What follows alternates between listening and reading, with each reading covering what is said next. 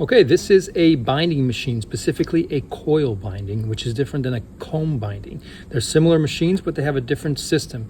Instead of a coil like this one, a comb has more like an alligator type of binding system. They both, like I said, work similarly, but the tutorial today will be on a coil binding machine. This one happens to turn on because it has a automatic spiraling feature, which I'll show you in a second. Okay, this one also has a capacity of 20 pages. That's about standard for one of these.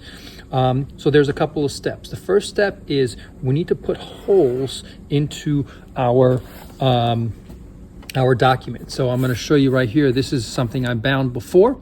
So we got to put all these holes. It's like basically a ultra hole puncher. Instead of a 3-hole puncher, it does all of these right here, and that allows space for the coil to go. So because I have too many sheets of paper here, more than 20, I need to do this in 2 parts.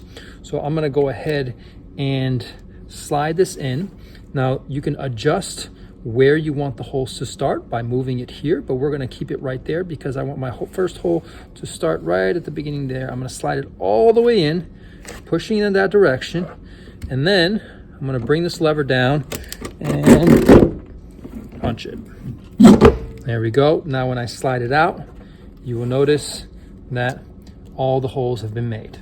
Okay, I'm going to go ahead and do the same thing with the second half. I'm going to slide it in all the way.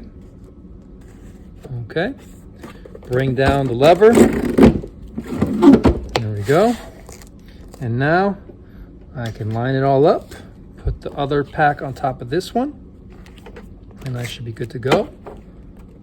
Okay, I do have a cover sheet, which is just a plastic film. You don't need that, but I happen to have one laying around, so I figure I would use it.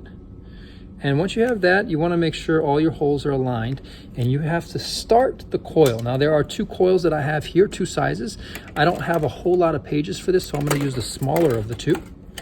And I'm going to start it by just curling it through there. Now I could just keep doing this on my own, or I can put it on here, starting on the right side, and just bump it up slowly on there and letting it do its thing. Now if I go too far, notice it went too far, so I can flip it around and have it go back a little bit, and there it is.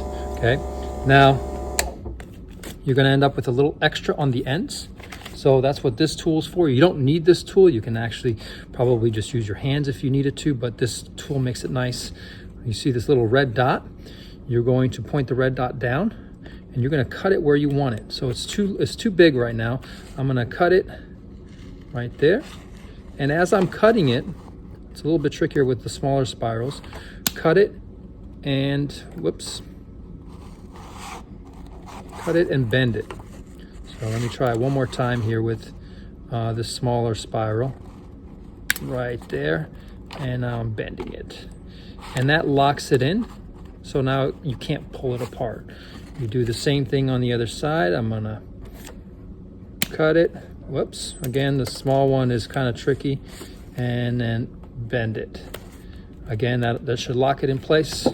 And now you have a nice book that's all spiral bound. Good job. As you can see, you can also do larger pieces. For example, this is a really large journal. This is a smaller one. You can do miniature ones, right? Up to you.